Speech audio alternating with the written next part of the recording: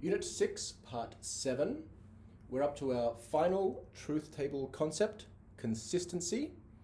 Okay, this table, once again, expresses what Klenk says on page 106, which gives you a summary and run-through of all these truth table concepts.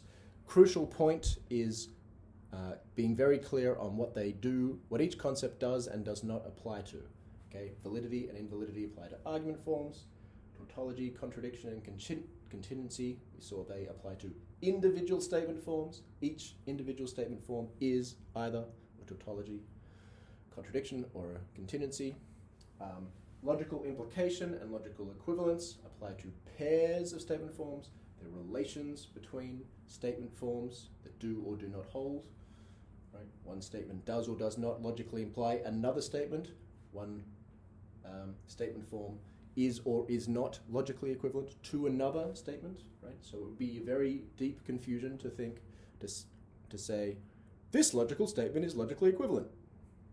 This statement form logically implies. Logically implies what? Right? Need a relation. Consistency, a final concept, it applies to sets of statement forms, right? A set can be two or more. Officially, you could have one, I guess, but let's think of it in terms of a set of statements, a set of statement forms, two or more, right? Be clear on the difference between a set of statement forms and an argument form. The only difference, an argument form is also a set of statement forms, but what's the crucial part of the definition that's added?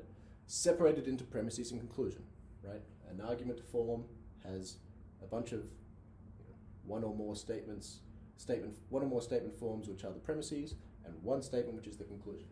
The consistency just applies to a set of statement forms, right? And the definition is simply a set of statement forms is consistent if in their joint truth table there exists at least one row where all the statements come out true, right? Because what does that tell you? It tells you that there is at least one world or one possible situation, think one assignment of truth values to the sentential variables, the atomic sentential variables. There is at least one situation where they can all be true, where they all come out, where all these statements come out true. That's what it is. That's our truth table understanding of what it is for a set of statements to be consistent. It is possible for them all to be true, right? And there's a definition of inconsistency. A set of statements is inconsistent when there are no rows in the joint truth table where all statements come out true. Okay? So a thing to note is how this definition refers to rows. It says there is at least one row where they all come out true, or there are no rows where they come out false. Right? That's different from tautology, contradiction, and contingency. And as I said in the beginning, as Klenk stresses towards the end, don't confuse tautology. Right? That's where having an image of it is important. Tautology is column, not row, but column. A tautology is forgetting this part. That's what a tautology looks like, right? A tautology is just a statement form where the truth values under the truth values in the column under the major operator are all truths. Contingency, contradiction says, is defined in terms of what the column under the major operator looks like. Consistency refers to a row, right? Because consistency applies to a set of statement forms, right? So you'd also be misapplying this concept if you, right? It is the set that is or is not consistent, right? So when we look at the joint truth table, right, we're going to test these three argument forms for validity. This is question 5a, right? And if there is, it's just going to, we're just going to compute these truth values. And if there is some row where we get t, t, t, then we say, yes, they are consistent. We point to that row and we say, this set is consistent.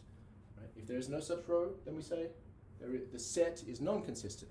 But be clear that we're applying it to the set, right? A mistake that students often make here is to say, well, right, let's call these 1, 2, and 3. I'm putting the 1, 2, and 3 over the major operator. Oh, where do I put it? Here, here's the major operator, right? 1, 2, and 3 consistent. Don't make the mistake of saying 1 is consistent, 2 is not consistent, 3 is not consistent. That is a category mistake. You're applying consistency to statement forms, but consistency doesn't apply to statement forms. It applies to sets of statements, right? A statement form cannot be consistent. You need, right, a set of statement forms. All right, so the calculation of the truth table, same as we've done. Okay, P hook Q, true, false, true, true.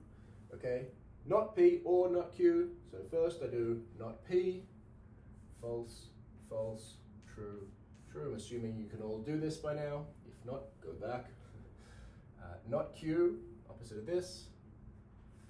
False, true, false, true. This or this I'm looking at. So we've got false, right? When P and Q are both true, not P or not Q is false, right? False or true is true, true or false is true, true or true is true. So I got that. Separating them off and comparing that and this.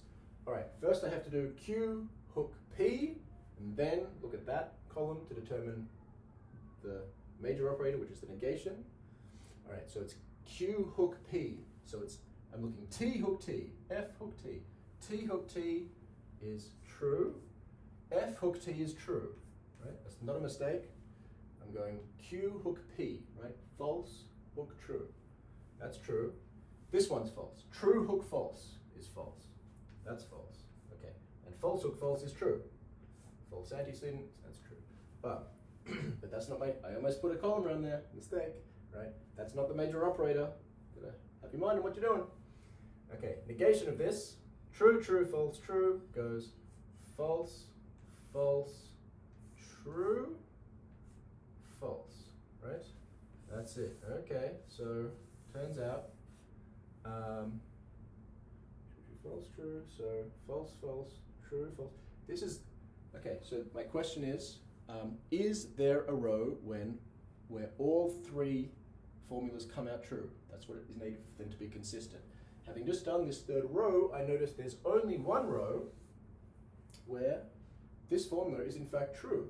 So if they're going to be consistent, it has to be this row, right? Rows 1, 2, and 4, just looking at this number 3, formula 3, rows 1, 2, and 3 cannot prove that the set is consistent because this statement form is false there, and they have to be all true.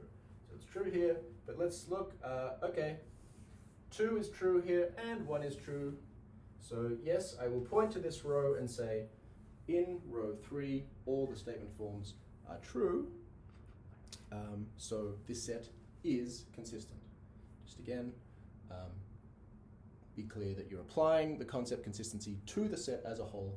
You do not apply it to each individual statement form. You do not say, this one is consistent here, and this one consistent here, and this one's not, or this is consistent, that one's not. That's a mistake. That's as if you're applying it to the individual statement forms, which is a mistake.